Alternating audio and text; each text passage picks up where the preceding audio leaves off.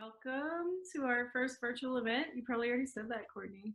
A little bit. Um, I kind of didn't like officially, but Welcome to the interview.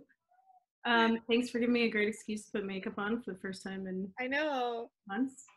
I did, but you probably can't tell because I didn't do my hair. So um, so many of you may know how our anniversary events go, but normally we have our featured reader and he reads for about 10 minutes, and then we'll do flash readers, which is a very fast-paced um, lineup of readers who read for about 2 minutes each. Um, and yeah, Dan is going to be controlling the who you see. So he'll pop up the person who's going to read, and then he'll put it back on gallery view so you can see the reactions of everyone clapping. But we definitely encourage a lot of visual high fives and smiles and thumbs up um, and clapping in your room. You just yeah, little Kira, box. are fearless.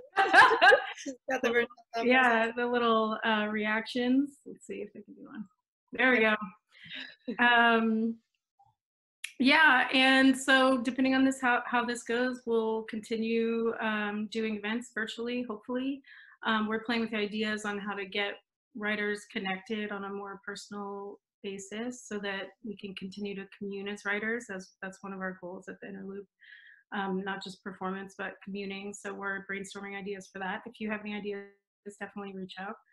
And our podcast is still going, the Inner Loop Radio, which is available on Full Service Radio, iTunes, Google Play. So if you miss me and Courtney's beautiful voices, you could come and hear us chatter about writing. Yeah. Just a couple of housekeeping things for the event other than the mute thing. Like I said, please utilize the chat function. We can send that chat to everyone after the event. So if you have things to share or information you want to exchange, that sort of thing, websites, all of that, please feel free to post in the chat and we can send it out to all of the participants. We also are going to be recording the event and can hopefully get it up with some captions on the interwebs so that people can watch and hear it. Maybe not watch, but so that people can maybe watch, at least hear it and hear all the readings. Yeah, so this is a grand experiment, this life thing that we're doing. The other thing is that we're supposed to have this event at Cotton and Reed.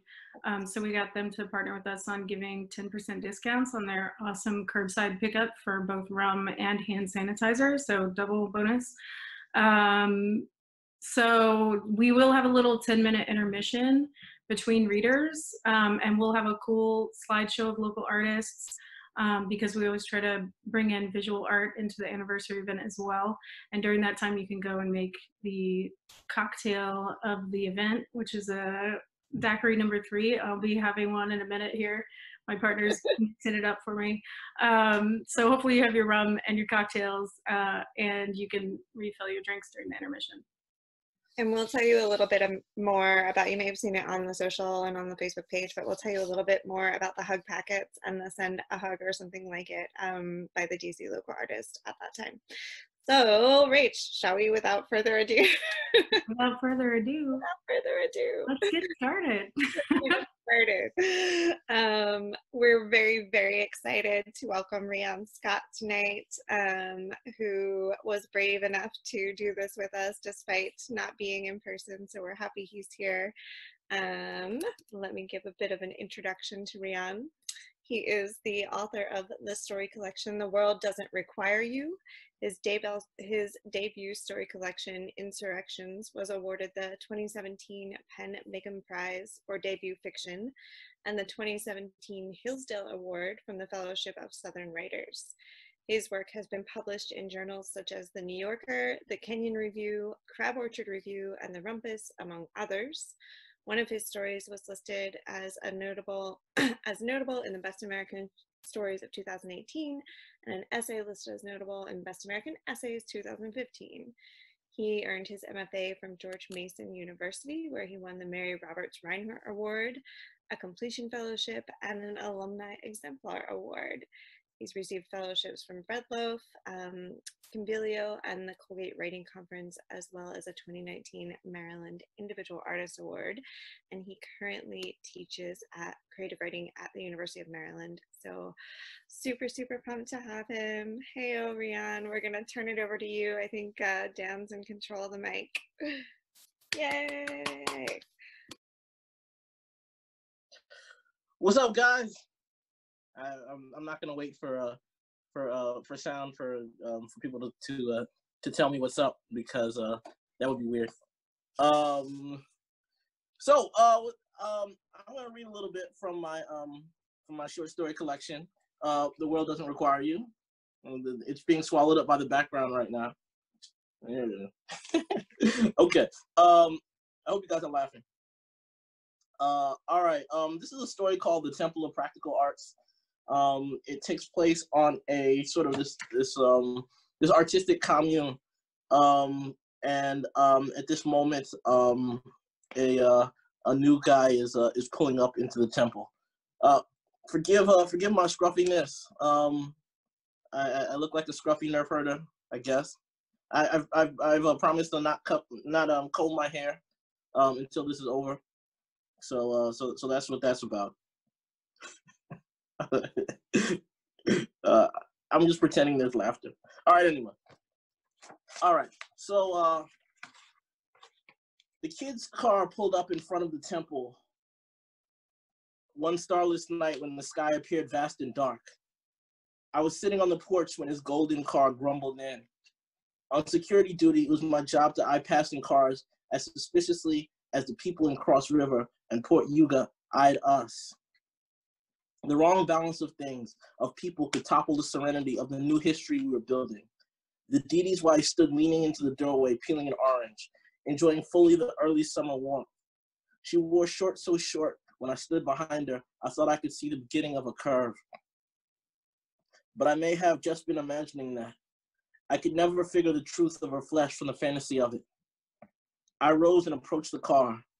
The man who stepped out of the Honda wore wrinkled clothes, perhaps freshly fished from the bottom of a dirty laundry pile, and had a thick, knotty beard and dreadlocks that scraped at his shoulders. Hey, look, I got the thick, knotty beard now. His cheeks looked like shallow, dry lakes, and his skin the pale dust of arid earth. Hello, he said. I've been driving for days. I didn't think my car would make it. I'm exhausted. I've come to... It's not no flop house, I said. There are motels a few miles to the south in Port Yuga, or a little bit to the west in Cross River. I suggest you go to one of those places. I've come to learn river beat from the master. He shambled forward, a step, 2 steps. I put my hand in my pocket and thumbed the rough handle of the knife I kept in there on these nights. I wasn't supposed to have the weapon, but self-defense is a human right. There were women and kids here to protect, after all. If I were Master Didi, I'd steady my core, center my breast, and prepare my palm to repel him with a slap boxing attack. I'm not the master, though. Don't step any further, I said. My little buddy Osiris is weary too. The man pointed to a plump cat at his heels, black with flecks of brown in his fur, a tuft of white beneath his mouth, a golden left eye and a creamy right one. If you could spare a little kindness, he continued. The only food I have here belongs to my little fellow. I appreciate if you could save me from a fancy feast dinner. At least do that, or just provide me with a place to rest my head. Look, my will to learn from the Master Didi is strong, but if you all don't see fit to teach me, at least let me rest. Out of luck, bruh. We out of spaces, and I felt a shove at my shoulder that nearly knocked me to the earth. Master Didi's wife pushed by me. Who taught you compassion, Slim? She placed a hand on the man's shoulder. I'm sorry about that. Some people can be overprotective. I'm sure you can understand. Follow me. I think we have a guest room available in the basement. You may have to share it with a few others. Is that okay? The man nodded and the two of them stepped up the stairs, followed by the cat. Now you get settled and I'll bring you some rice. Master Didi's not going to be happy about this, I said. And the nagging whine of my voice disgusted even me. She didn't turn. She called, if Dave has a problem, tell him to come see me. It would be a lie to say I forgot about the kid after a few days passed, but I had trials to prepare for, and he seemed harmless. A bit annoying in the way he did nothing but eat rice, watch us, and walk about with his hands clutched behind his back, as if he were a master. After a month or so, he became like a chicken or a cow, part of the farm fauna that served as the backdrop of my life. I didn't befriend the cows or the chickens. I just passed them on my way from here to there, and I could scarcely tell one from another. Late one night, I got off work and walked with tired limbs to meet my band at our practice spot by the pigs. I heard the singing chick's voice from a distance. At first, I thought she was shouting, but as I got closer, I realized she was singing a song I had written. Her destruction of it made my already weary joints ache. She could sing when she wanted to, but tonight, her voice made even the stars ugly.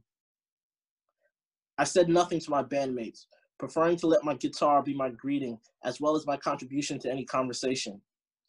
The drummer played something beautiful, and I nestled my sound within his rhythm. And the keyboard coon pressed his fingers to his keys. He stunned me. It truly amazed me the way he could turn any melody into a mediocrity.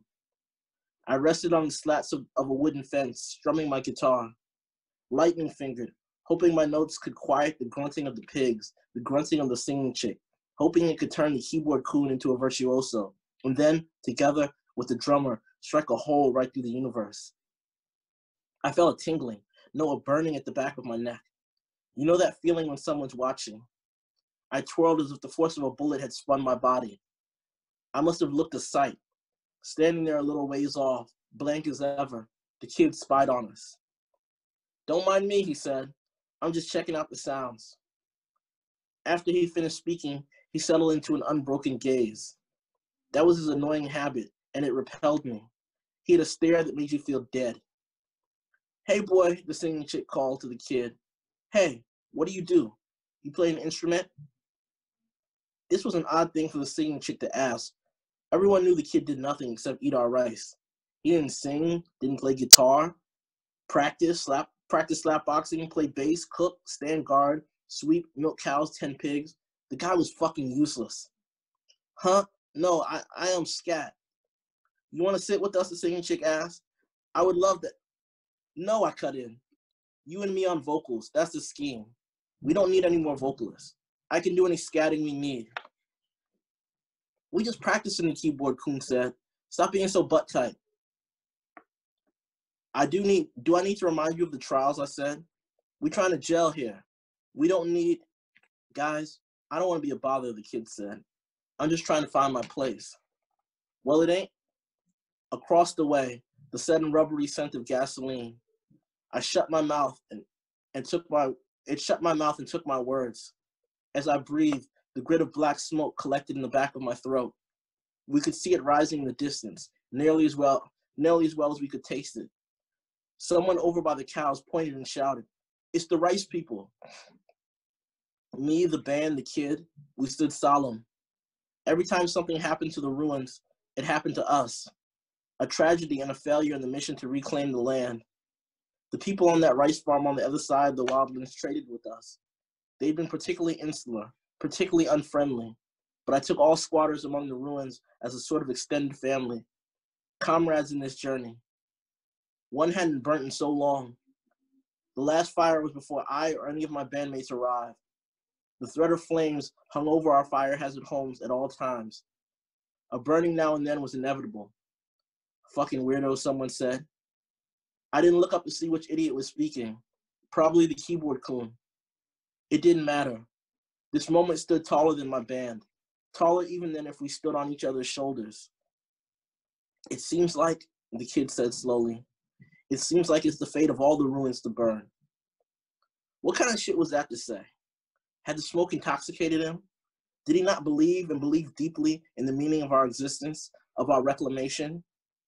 If not, then why was he here? To jinx us? To curse our mission? If the temple burned, I'd have nowhere to rest my head. I had no other home. I wasn't unique in this. This was not at all a game to me. The kid's presence now seemed to me like a harbinger of some coming terribleness. I wanted to pelt him with a rock shower. I glared at the rising smoke. I glared at the kid. I glared at the smoke. I couldn't tell you at that moment which I hated more. Thank you.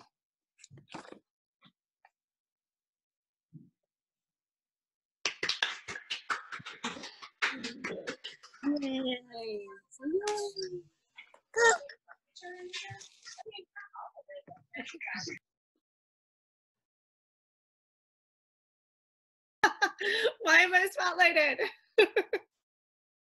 Dan, take it away.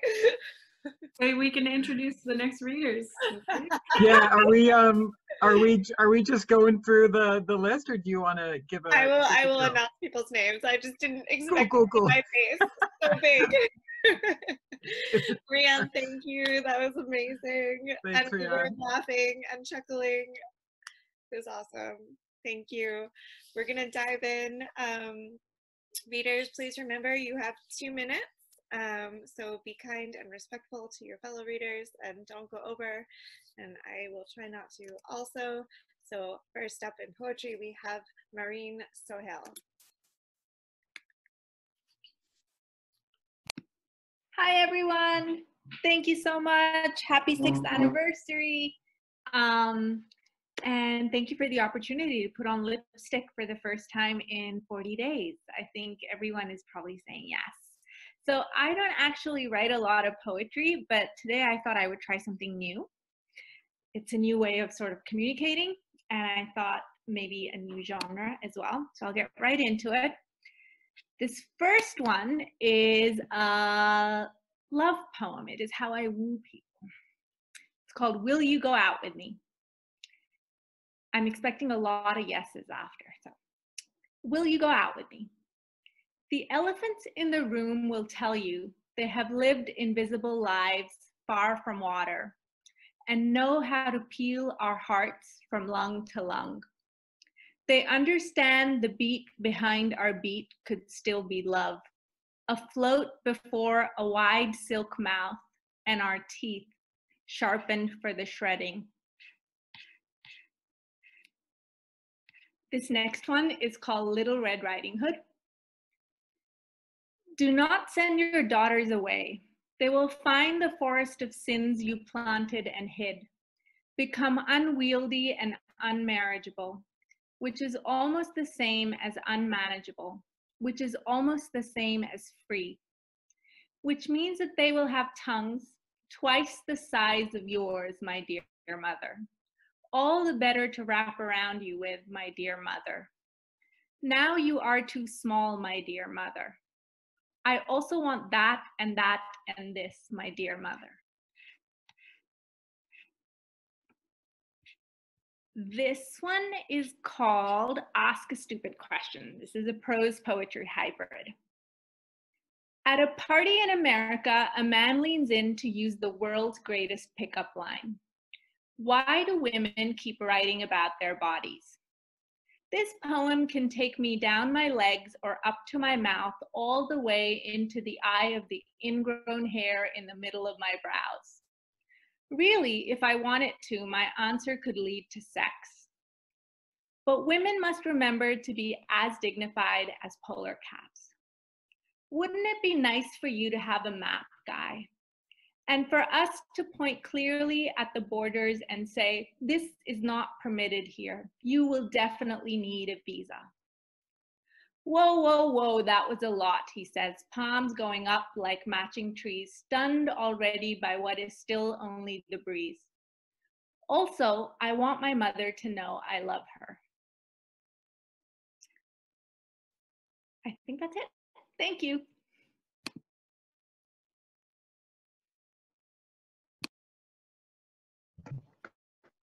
Okay.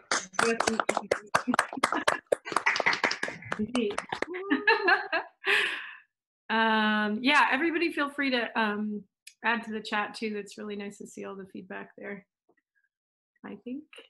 Okay, next in fiction, Dan Knowlton.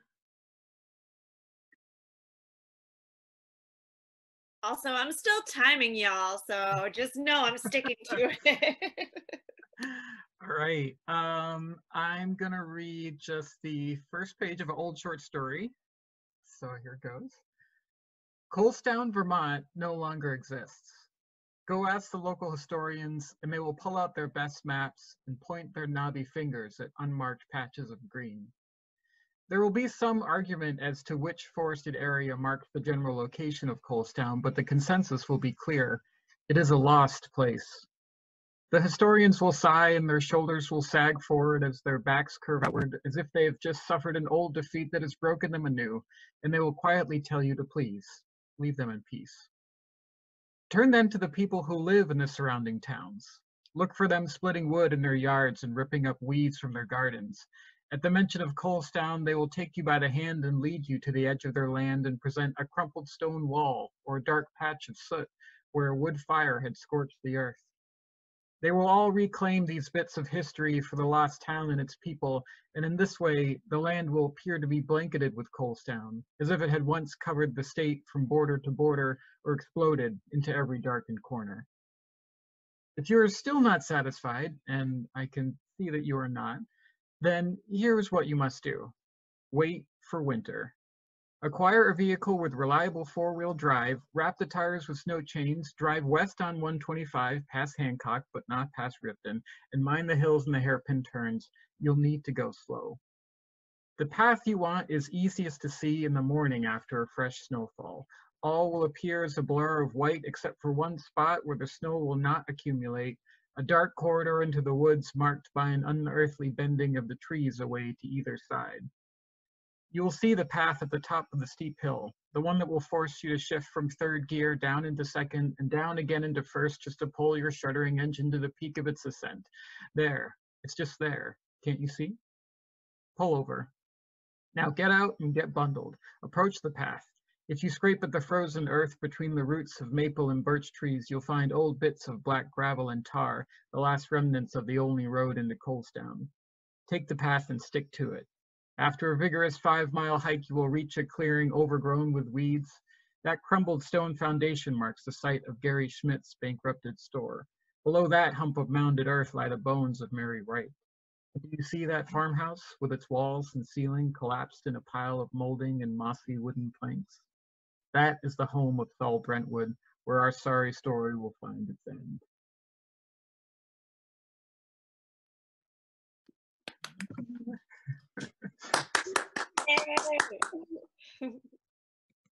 Okay, Dan, you had me reminiscing about Vermont. I know all those places. Right? Some of them are real. Yeah, some of them. Okay, next up in nonfiction, we have Abby Newhouse. Okay, I'm unmuted, yes? Okay, all right, awesome. I'm just gonna read from an essay called Two Truths. This is near the end of it. On the last night of the play, Savior of the World, most of the cast sat backstage, waiting for when we'd all crowd the stage for the final musical number. We were all dressed as angels in white robes, covering our t-shirts and Bermuda shorts. On the stage, the boy playing Peter said to the man playing Christ, "Lord, thou knowest all things, thou knowest that I love thee." And the man who played Jesus replied, "Feed my sheep." I looked around backstage and so many of the youth around me were crying. They held each other. It was the end of an era, both in the story the play represented and in our lives. I was unaffected, but I wasn't sure why. If anything, a weird anxiety crept over me as the moments moved on and I saw more and more people crying, until looking around, I saw that I was the only one who wasn't emotional. I usually cried at everything: injustices brought on by my parents, punishments, dog commercials, deep talks with friends and family. I didn't want to be the only angel on stage that wasn't crying. It would look like I had no faith at all. I prayed to God, please help me cry. I don't know why I'm not crying. Please, let me feel the Spirit the same way everyone else does.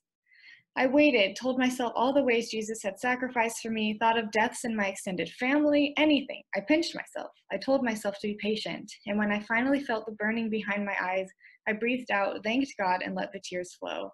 I started bawling so much that I couldn't sing, could only raise my hands up with the other angels as we sang about Jesus' humble birth one last time. After the play ended, I went with my friends to the mountains near our houses. We looked out over the Salt Lake Valley. I was no longer dressed like an angel. In the conference center where we put on the play, I had started to feel claustrophobic, all the people weeping around me, all the flowers and hugs and smiles in the audience. I stuffed my robe in my bag and threw it in the backseat of my friend's car. Outside, I could breathe. I think we were all a bit relieved to be in the open air, away from directions and expectations. The valley was lit by building lights, stoplights, cars, the city's grid-like streets, all right angles. There was no way to be lost there. Thanks.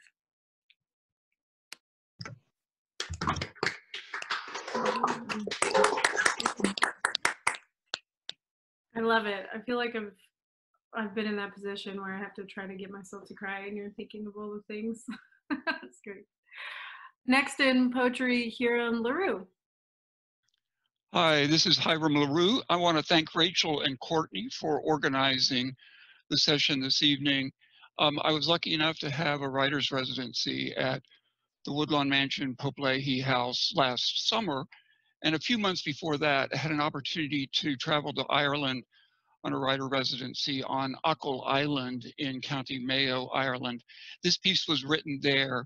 I'm going to interrupt you a second. We're looking at a beautiful view of some water, but we can't see your face. And that's fine. That's Okay. fine. Yeah. So this one is called Achill Sound and was written when I was in Ireland. Achill Sound. When the roads curve like sound and dip as if lifting to bow, whenever all thoughts round or cluster, or when hearts call down, is Ireland. And as rich when poor was, or as wise as bare heads in snow seemed, and as twigs so frail broke into song, and as true as any blight or potato could be, was Ireland. So when sand laps the senses, or salt drips the edges as dreams, whenever hope streams through such heavens, or moss comes home, or hearts beam down, is Ireland. Thanks very much, Rachel and Courtney.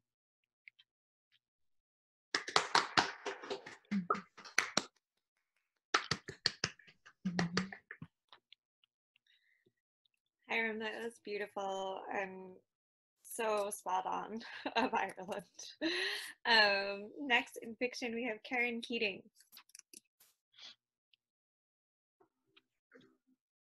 Hi, everybody.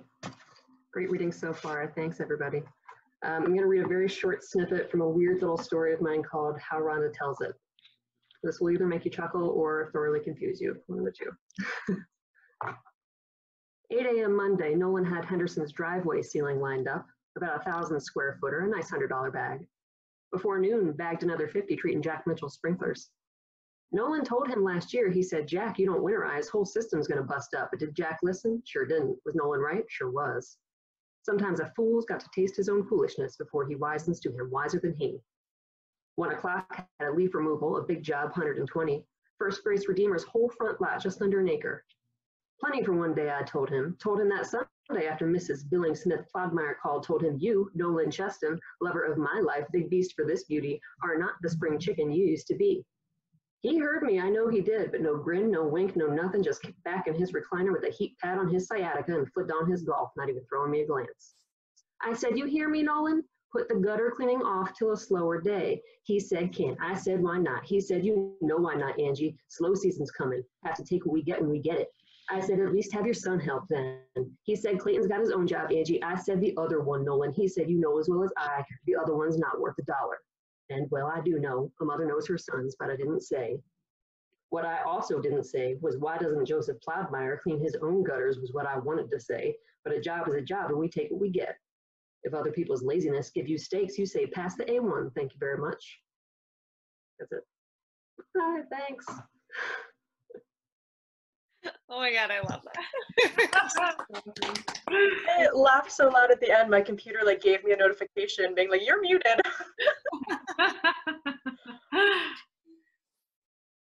Okay, sorry, I lost track where we are. Next in nonfiction, Raina Cohen. Okay, can you hear me? Yes. Okay, great. Let me just pull this up. So I've been talking to people who have their profession centered around touch. So I am just going to read a bit about one of these backgrounds. Of all the fruit Jas Morel once prodded with his tattooing needle, his unrivaled favorite was oranges. As Morel held an orange in place, his juddering needle pierced the rind and released a citrusy mist.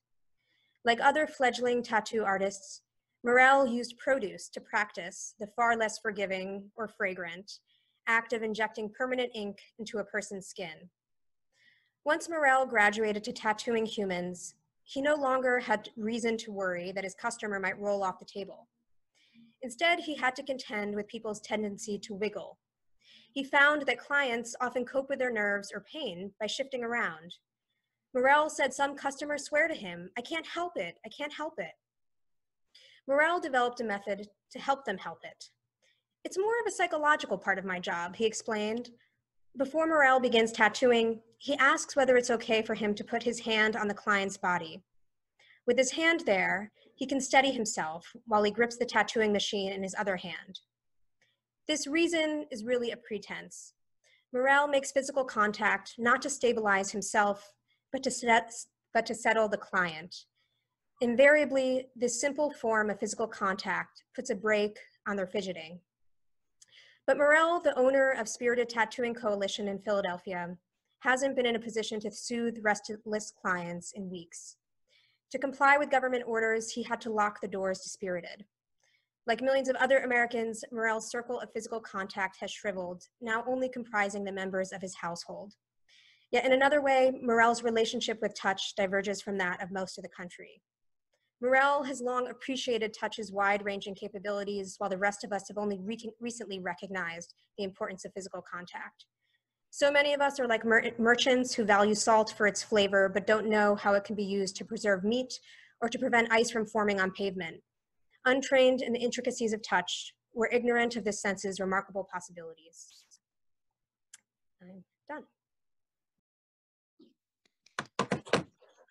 Did you write that? Thank you. Yes, everybody touch someone if you can. Next in poetry is James Duck. Hey everyone, can you hear me okay? All right, I've got two poems that I kind of like scribbled down last week in this scrappy journal. So they're very unedited. All right, the first one, and they both have no titles. Here's the first one. In the soft in-between, tonight approaching 1 a.m., softly through windows breaks that amber light from street lamps. This early, the birds are still here, having meetings about love and objects that build homes for human eyes that wander through twigged nests, cradling eggs in a bowl. Each morning, I look and drink my coffee and satisfy my eyes on the eggs in the kitchen bowl, blue nest ceramic home. And the amber street lamp light makes the sky glow through my shades, and you don't see what it is all hiding. The shadows on my sheets may be the wandering feet pacing around and waiting for the chicken to marinate while the music plays and a beer is drank. Maybe the home is the bird talk through the window. Maybe it's the soft glow, organic in the night, of a phone, screen spotlighting faces of kings and queens and gods and goddesses. Your face is pale in the amber and saturated night.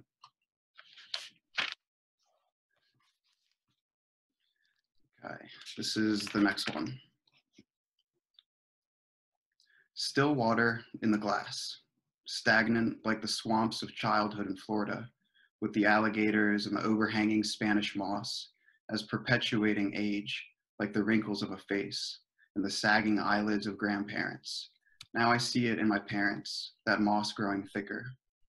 There is shuffleboard in Florida. There is golf in Florida. There are pools in Florida that keep the alligators out, and there's no room for Spanish moss near the pools. There's enough of that lounging in chairs and in leathering skin. It is at night when the alligators slide their bellies up the bank and sit and wait beneath the night sky as if always having been there, watching. Under the moonlight, their skin, pale green, and reflecting the stars on glistening reptilian backs, they growl low and harmonize, as they slide along wet grass beneath the Spanish moss, and I walk there too in the humid moonlight. That's it. Thanks.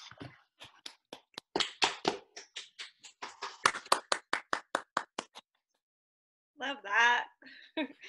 I love that, being a Florida girl. Yeah. Really heart. Okay, so here's the deal. Ravel could not join us, and Rachel's chickening out so she can have some Not chickening out. I just haven't timed it. liquid courage. What? And she's out after intermission. I'm gonna do it after intermission. I'm not chickening out, Courtney. So here's how it's gonna work. We're gonna have a slideshow up of the A Hug or Something Like It project, which features 20-something really awesome DC visual artists who've created postcard-size images to send. And Amy has put this project together.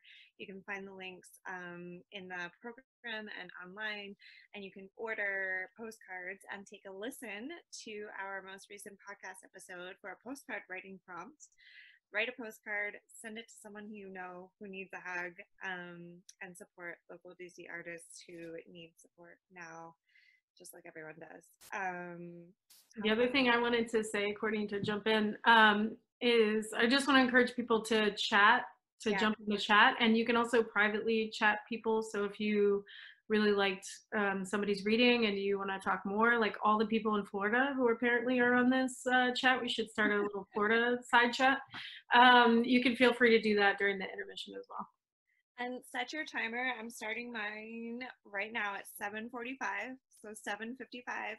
Come back here. We have Go and make your drinks. 10 more. 2 minutes or less. It's awesome. Thank you all for being here. This is really making my month, believe me, in more ways than one. So we will see you shortly. Chat, have fun.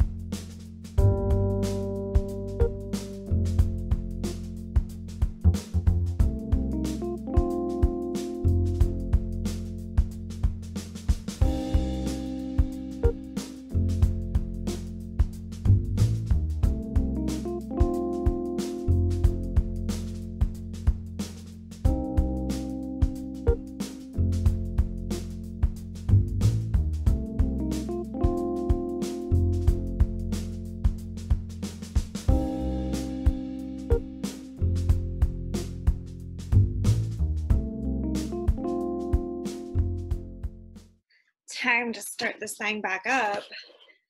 Rachel, are you here? Ready. I was also editing my piece over the intermission, and I kind of feel like you called me out, and then you were doing the same thing.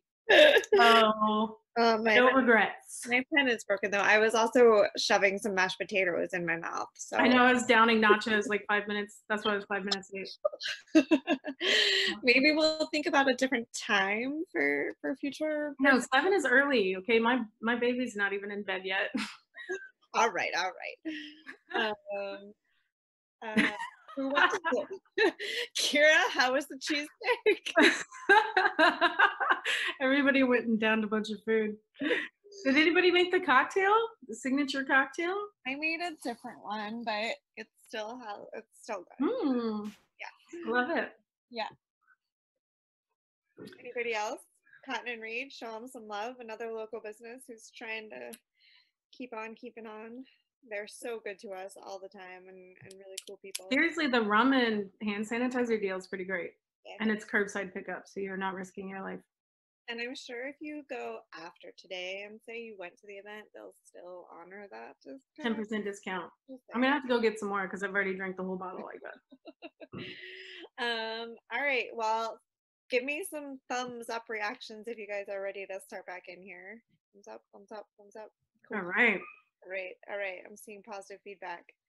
Okay. So next in nonfiction is our very own Rachel Booth. Hi. All right, here we go. I'm not gonna dilly dally because it's already tight and Cordy's timing me. Don't do it. Don't show me a timer. I see you. All right, this is a little piece from my memoir that I've been frantically working on lately since we have so much time on our hands. Okay. Now that I'm in 6th grade, my parents dropped me and Steven off at the skating rink on Friday and Saturday nights. It's at the skating rink that I come to hate the angelic voices of the members of Boys to Men. Every time I hear the low thumping voice of Mike Bass, the whole rink goes dark and I watch my friends Luther and Whitney and Megan skate away with their partners while I stand in a darkened corner trying not to hear the high-pitched whine of Wanye's voice telling me to believe in the spirit of love. Once I asked Luther why he skates with Megan and Whitney, but never with me. He looked around at all our peers and then at me and smirked, as if the answer was right there in front of me. Luther was the hottest guy at the skating rink until Timmy showed up. Timmy moved here from Fort Lauderdale, a beach town way cooler than Lake Shitty. He wore rollerblades instead of regular skates, and his jeans flared enough at the bottom to fit over the rollerblade boots, unlike the scrunched jean ankles of the other boys. I'm standing in my corner of the rink when the lights dim yet again, and Wanye tells me to close my eyes and make a wish. So I do. And when I open them, some girl I've never seen before is standing in front of me. I struggle to hear what she's saying over Wanye. Baby, tonight is your night, Wanye says. Timmy, she says. What? I say. I'll hold you tight, Wanye says. Will you go out with him? She says. What? I say. And I will not let go until you tell me to, Wanye says. You, she says. Timmy wants to know if you'll go out with him. I finally hear the words she's saying, but it takes me a few more times to fully grasp what she's trying to tell me. There must be some mistake. Okay, I say into the cuff of my flannel shirt between bites on the string that holds the button on. The girl goes back to tell Timmy the news, and I have my first boyfriend. We spend the rest of the night in a booth at the snack bar. We both sink way down in the seat until our heads are on the backrest. Then he takes my wrist and fiddles with the rings on my fingers, twisting them and running his finger over the raised designs. He starts studying my hand like he's going to read my fortune, and then I look down at it too. Scored with a million lines, deep gashes and light scrapes, lines along main creases, but also along places where no creases should be. 15 vertical lines on each finger, lines checkered and crisscrossed across my palm, lines weaving, quilted, thatched, as if my entire hand were made out of lines, lines that told stories of the past and of the future. Timmy turns my hand to the side and presses it against his. He pushes each of my fingers between his fingers and closes them down one at a time until we're holding hands. He lets the ball of our fused hands rest on the bench between us and stares out at the rink, and the rink stares back. The next day, Timmy breaks up with me. Wanye was just getting started, and I thought I'd finally get my slow skate around the rink. Timmy said he didn't want to see me cry when he moved back to Fort Lauderdale, or so the same girl from yesterday says, and I burst into tears. I shrink back into my corner of the rink as Wanye sings, "Can you tell me how a perfect love goes wrong? Can somebody tell me how to get things back the way they used to be?" That's it.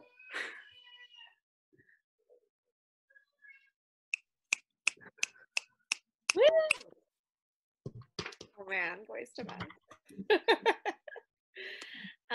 Okay, next in poetry we have Teresa Sage. Hey guys, it's so good to see everybody. I've got three poems I'm going to be reading. Oh, wait a minute. I should probably put these on so I can actually see what it is I'm reading. The first one is called Changeling. In your garden, I am grandiflora, surrounded by begonias, staggered like graves, their petite petals, wings, angled over the other. If you were a root, I'd be the stem, away from the epicenter, butterflies beneath my arms and legs, fluttering over a body that is still above ground. Nowadays. And sometimes I imagine I'm in the car and mapped, only he detours to some country gas station with manuals and car grease on its floor. The sales clerk scoffs at the choice of drink, talking about his mama who ain't doing so well. I nod as if there while this woman cooked eggs and grits over the stove with its sole working burner, regal in her terry bathrobe, accessorized in curlers and cigarettes. She'd go on about the town and how the price of gas is nowadays. But that very inflation keeps Junior employed, captive to Dr. Pepper and dreaming about a man-child who sadly didn't pump my gas. This last one is called Letters to the Dead. I dreamt you opened my letter, spilling the words into a dinner bowl. They fell from their paper casket, and you labored to cradle their edges, the undoing of laughter, a dead language. In each hand, a million vowels, and for every word there is a man to collect them. I tug at your apron, and there in a pith is what's left of things I said, ebbing away the fibers in your dress.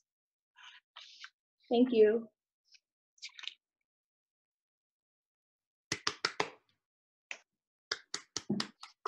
I was like writing my reaction and then I'm like, it's me. Gorgeous. I love your poetry, Teresa. Thank you.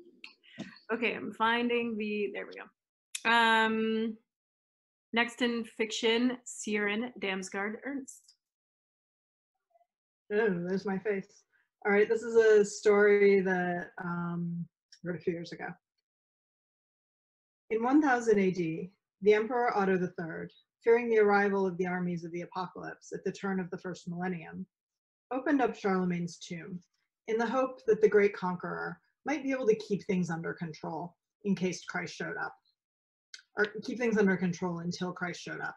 But there's some concern about his physical condition after several centuries, and so Emperor Otto rings me on my cell phone to say that he needs me as a backup, just in case divine providence doesn't kick in. God might have his hands full with Christ's resurrection, so Otto doesn't want to take any chances. I don't really want to do it. The DNA that I deal with comes pre-packed and frozen. The idea of going into a crypt and harvesting corrupt human flesh unnerves me. But they knock on the door of my hotel room, and I open it and find them waiting for me. A few of the Emperor's cavalieri in their iron-hooded hauberks at attention with their 9-foot lances. How can I say no? We stand in a dreary huddle outside the vault, while a few of the soldiers use their knives and lances to work at the door, sealed shut by centuries of grime. My arms are folded around my ribs, and while I'm looking at my toes and listening to the scraping sounds, I realize that the guards too are afraid. Imminent apocalypse or no, it's wrong to disturb the dead. We stand, certain in this knowledge, counting our quiet breaths until I dare to ask, what will it be like in there? And I'm told by a friendlier soldier in a hushed whisper that the histories record that the Emperor Charlemagne was entombed upright, seated on his throne with a scepter in hand. After a pause, and as though uncertain as to whether to show misgivings, he offers his hopes that King Charles will not be too unhappy to see us. The tomb's entrance is broken and creaks open. The soldiers close ranks and herd me through the door, with only my talkative companion, who carries a single torch to guide us. That's all.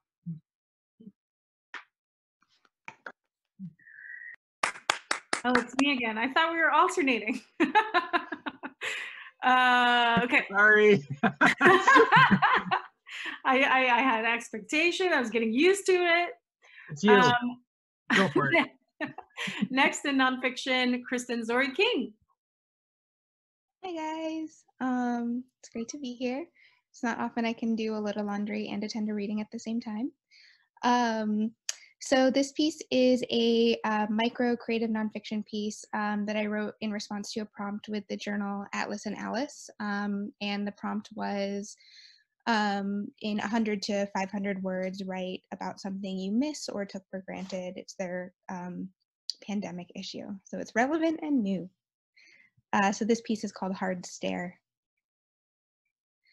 Once, at a coffee shop, I watched a big man with muscled arms exposed and a hat twisted backwards, dip an animal cracker into his coffee with such concentrated tenderness that my eyes dilated like a lover's.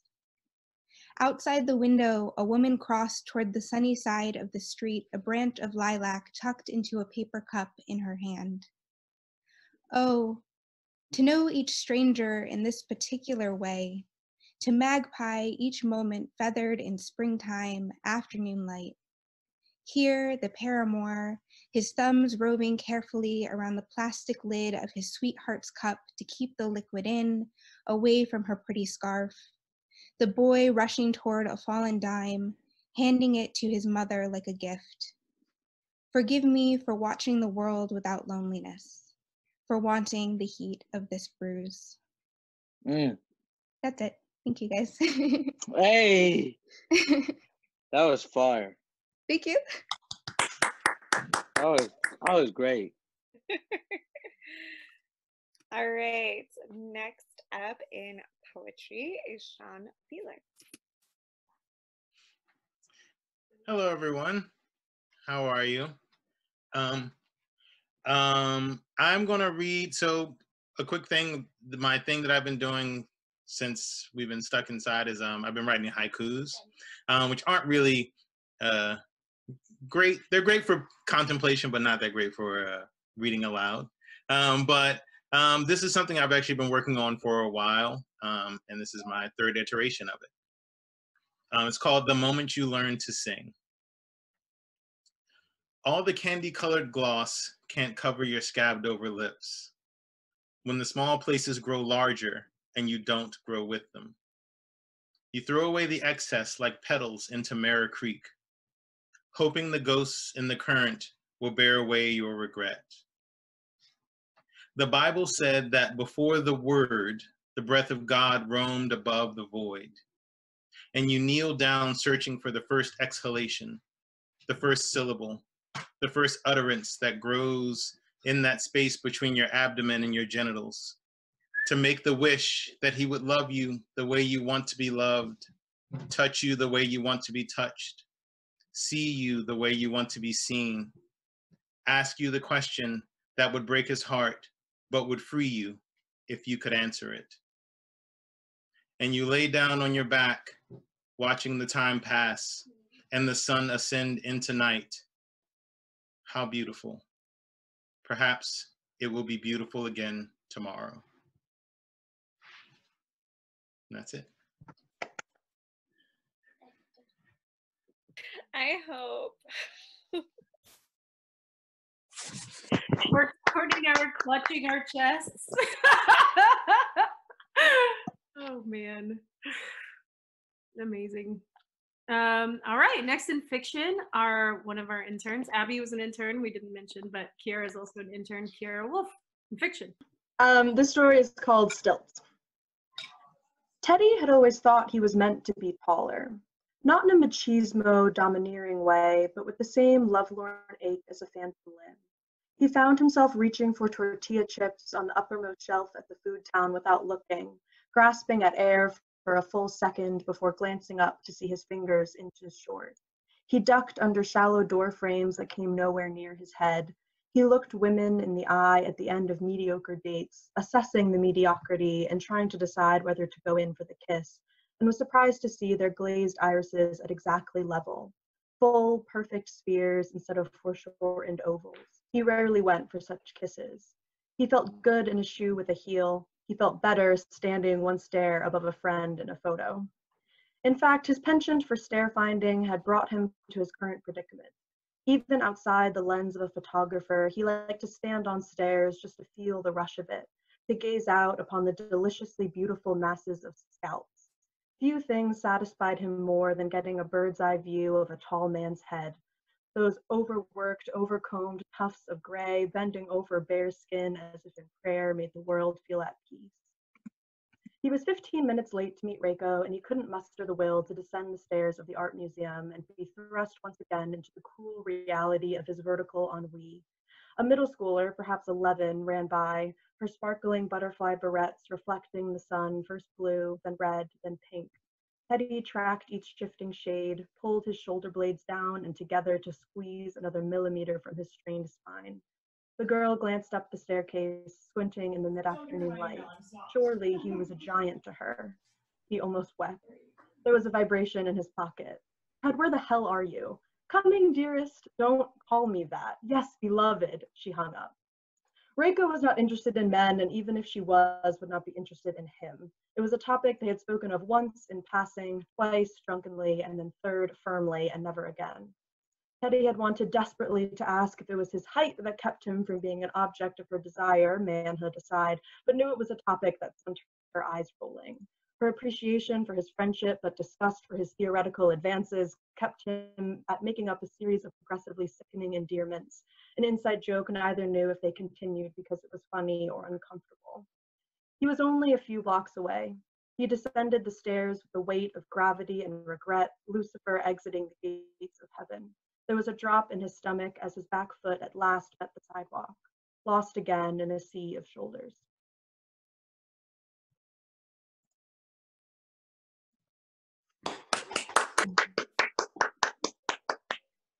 Kira, we're very proud of you. Next up in poetry is Israfel Safad. Hi, everybody. Thanks for inviting me to perform here tonight. Other than the weird interlude, this has been great so far. Tonight I want to perform a poem called January from my collection, The Tree Outside My Window. A long time ago, when we were children, there was a tree outside our window. One day, I saw you climb as high as the highest branch we could see. When you got there, you told me there were more branches we could climb. I'd never tried to climb that high, and it wasn't until I finally got there I realized you had lied. We used to pick the fruit off the ground. We used to eat the sweets, pick out the seeds to give to Mom. She would hold them, seeds as big as her palm. She would save them. We would watch them change. The seeds would turn from green to brown to green as they lived, died, and lived again. Then one day, a birdie said the tree was getting sick. We begged our mom to tell us why the tree outside our window died. She didn't have any answers, but I believed it was because you had climbed too high. You told me that was a lie. There was no more fruit, nothing to climb. There were no more lies for us to tell each other. All we had left, a stump where we could sit with nothing to see. Where do you think our mom kept those seeds? If we could find them, we could plant another tree. Thanks.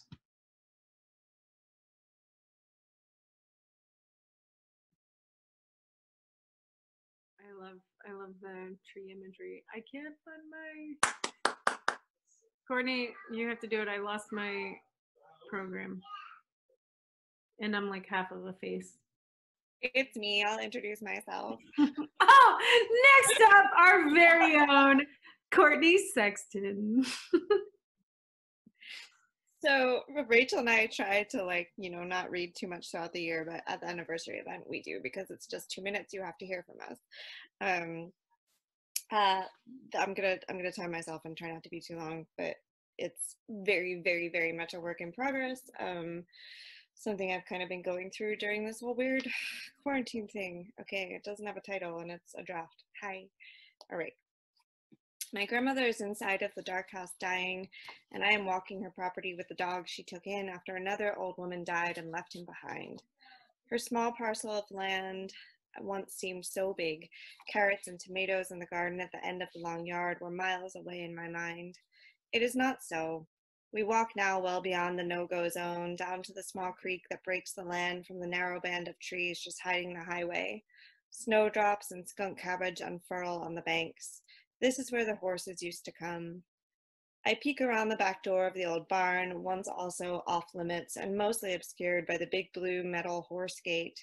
At feeding time, I would climb and hang on it as it swung slowly on its rusted hinges and dragged through the mud, stretching my neck for a glimpse of the ponies, my chance to give a flat-handed offering of an apple or a vanilla shortbread.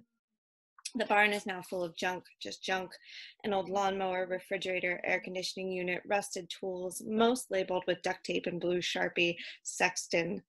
If ever anyone wondered how junk sheds come to exist, how they sit rotting in a field for decades, just meet my father. Outside of the half-open door, the ground is soggy and I picture the shape of horse hooves in the mud. Grass grows over the bones of our family's pet cemetery. My grandmother always said she would die in a flood. She dreamt of a great tidal wave swallowing her whole, her soul finally free from the purgatory of an earthbound body. She loved to swim. Before it took over her, that same large body would float for hours on end in the Atlantic, for once weightless. It must have been during those hours that she first imagined simply slipping beneath the surface, where, if she was lucky, she might find, being oxygen deprived, the similarly floating souls of her children and husbands who'd left before her, who we weren't, and for whom we would never be enough of a consolation. Or it could have started before our summers at the shore, perhaps when her world caved in over her head over and over again, just like drowning without waking up dead. Or maybe even long before that, when she, a child by the sea, stood on the dirty Long Island sand, staring out across the Sound, the place of her childhood where at 12 her mother made her strip naked and change on the beach like a toddler. Whenever the vision came, it was shared by a fortune-telling woman, and thus so it would be. I suppose in a way it is a flood, or more like the leading up to one, a steady rising of untenable waters within and around her body, some levees holding, swollen ankles and legs, debris blocking organs that back up and protest like abused storm drains, all the while blood slowly moving through the usual pathways, small streams pooling into eddies of bruise on her cold hands. I went over my time, I'm sorry. It's okay, because no one was timing you. It's true, you have a timer, Courtney. I think we were all so enthralled, and yeah, you'll see in all the chats. Okay. Again, I don't have the lineup in front of me. Okay, I lost it in all the chaos. Bringing us home is Chu Wen in poetry. Chu, thank you for sticking through and sticking with us. Sure. Thanks, guys, for having me. I wrote this short poem, and then I'm going to read 2 other poems. But I wrote this summer when I was doing my writing residency at the Woodlawn Pope Leahy House, and it's strangely perfect for now. It's called A Regular Life. We must bend to circumstances. I live only for my poor darlings and for their service, but I often recall with melancholy pleasure the happy days and dear, kind friends I formerly knew. I live in my room except at meals, seldom go out the front door, work until candlelight, and read as long as I can keep my eyes open. I rise always before the sun. Is not this a regular life? And those aren't even my words. Those were Nellie Custis Lewis's that I transposed into a poem. So this next poem, the poet Kwame Alexander put together for the Ekphrastic Poetry Contest put out by the Washington Post and NPR, and he chose some of my words for it. So I'm going to read the beginning of it where my words occur. Summer bears down on the city. Like Granny's old quilt, her potted plant swoons on the ledge out of breath. Eyes closed, attuned to a second skin of sweat, she stretches neck and torso, searching for a cool note rising from the street below. the fantastical queen. Her crown of wrapped locks, the jewels in her melanin sparkle, her body slick in Brooklyn's summer oiled mahogany. From her window, she holds court. She reigns where dogs interact with rainbows for her. Plants bow their head down low. Hottest thing in town, stuck inside all day. She opens all the windows. Her imagination of freedom, something to hold on to. And this last poem is a really short poem, and I also wrote it like years ago when I first became a mother and felt like I was stuck inside a lot, and I had no idea that I'd be doing this again. The long afternoons. These days I can't seem to get warm enough or stay still enough. Outside, the reds and oranges are too bright, but in here, the infinity of the indoors dwarfs me.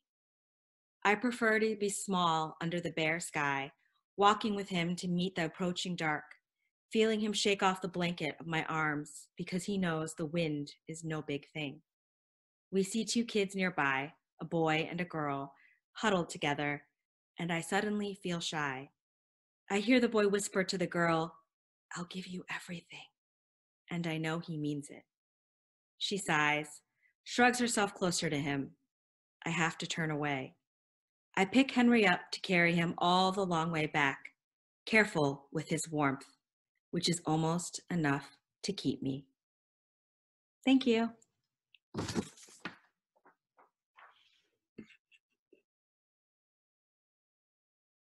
I loved that.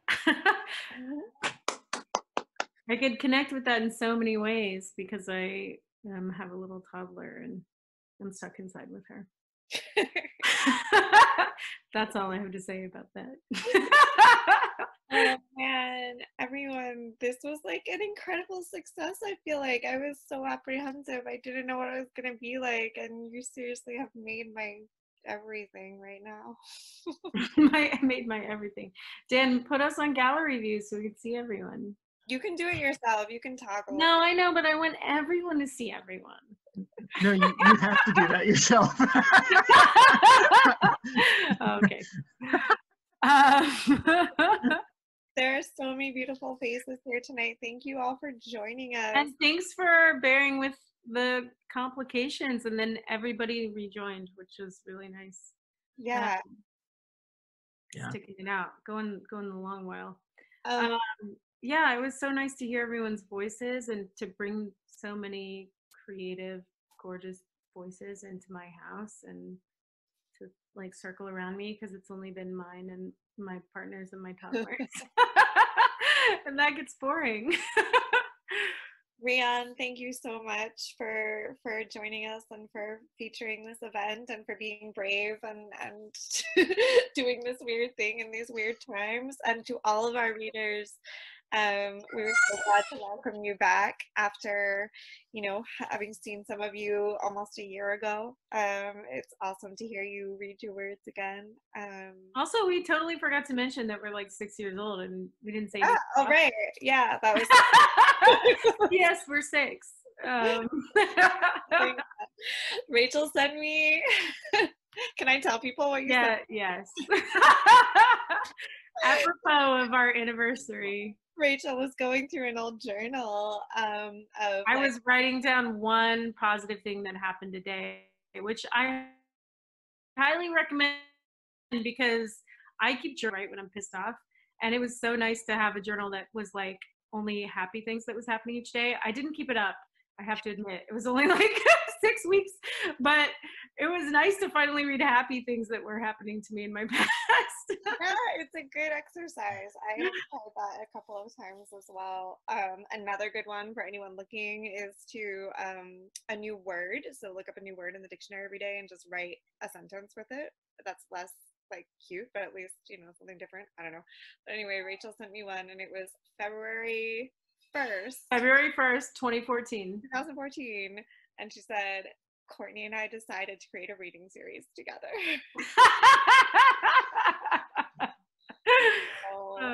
Thank you all all for sharing that with us tonight. We are happy to take any suggestions, recommendations, wants, needs. We want to be here for you. You're our community during this time. So if you're overwhelmed by Zoom things, if you don't want to stare at a screen, like reach out to us and let us know how else we can support you.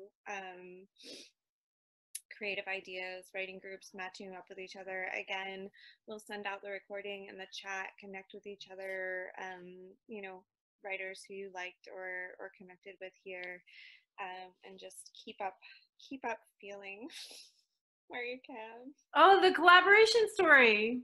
Oh, right. The grand finale. Does anyone want to volunteer to read it? Kiera, I think. Kiera. She doesn't want to do it. She says no. Dan? Dan, you haven't done any curator stuff.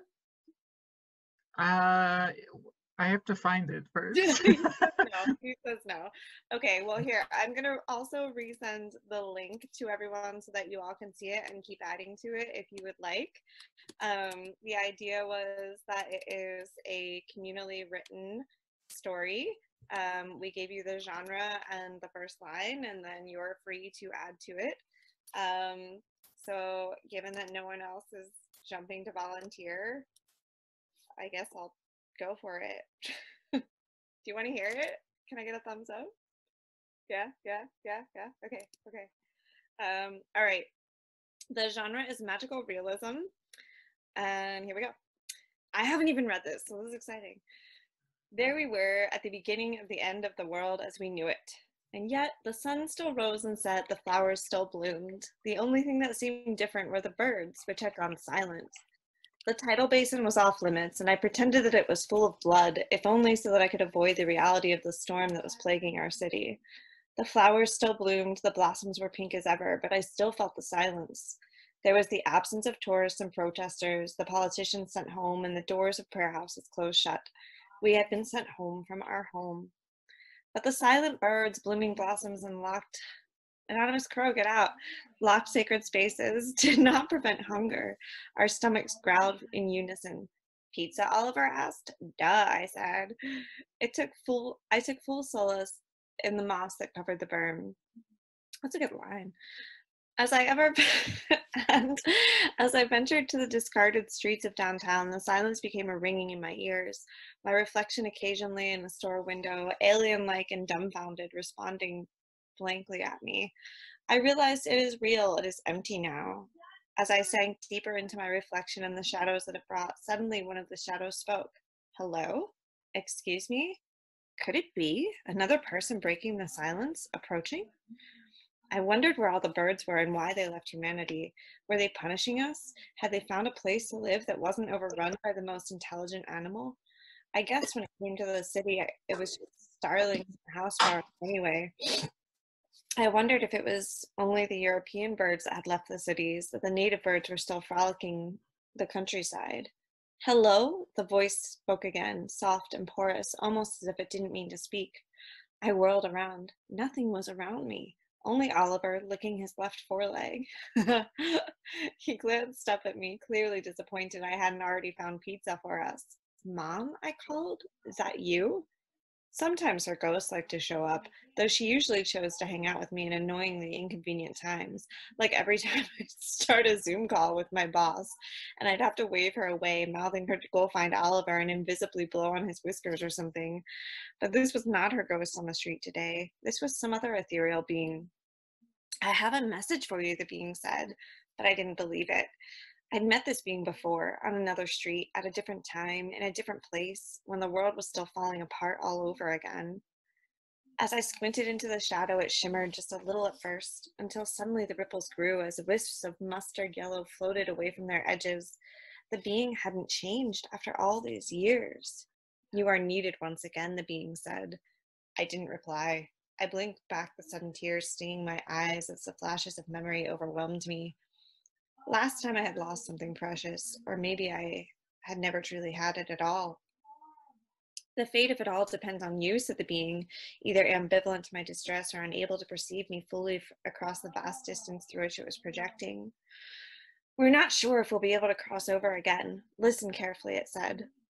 We need to bring back all of the birds, bugs, bees, and butterflies which have fled for their lives. Many species have gone extinct. Many are close to extinction. Their missing presence is a warning to mankind. Without them, those of us that are still left here will eventually disappear entirely, and soon, within your lifetime. This is why you need to cross over again before it is too late. Cross over, cross over. I considered everything that would mean. Watching my mother die the first time was a pretty heavy cost. Would you like some pizza? Excuse me? It had always been my deflect, distract. Why now? Why would now be any different? Oliver and I were just about to scrounge for some, silent wasteland aside, and it made this conversation more pleasant. Oliver eyed the pulsing edges of the being with disinterest. It seemed we both took comfort in acting within our character. I was putting it off, I knew that. I wanted to help all the animals, all the people, but starting the task felt so daunting. I didn't know if I could take it on alone. You realize I can't eat, right? I'm not material. Well, have you tried? The being seemed taken aback, then looked thoughtful. Hey, thanks to everyone who contributed. That was an insane novel. So good. I want to read it. I feel like they were listening to an AI. I would definitely read it, whatever. So yeah, keep adding to it, you guys. It's out there. It's public. Do what you want with it. I also totally thought you were saying bean, B-E-A-N. Oh, being. Sorry, I need to. Which I think is more interesting. The magic beans. And a round for all of our readers.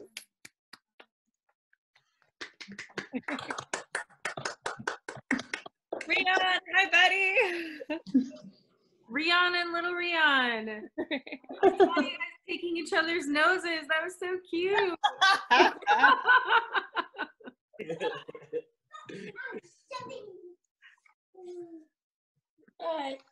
Thank you all. I love you. Thanks for having me. Thanks, Rian. Thanks, Rian. Thank you, guys. Great reading, guys. I loved it.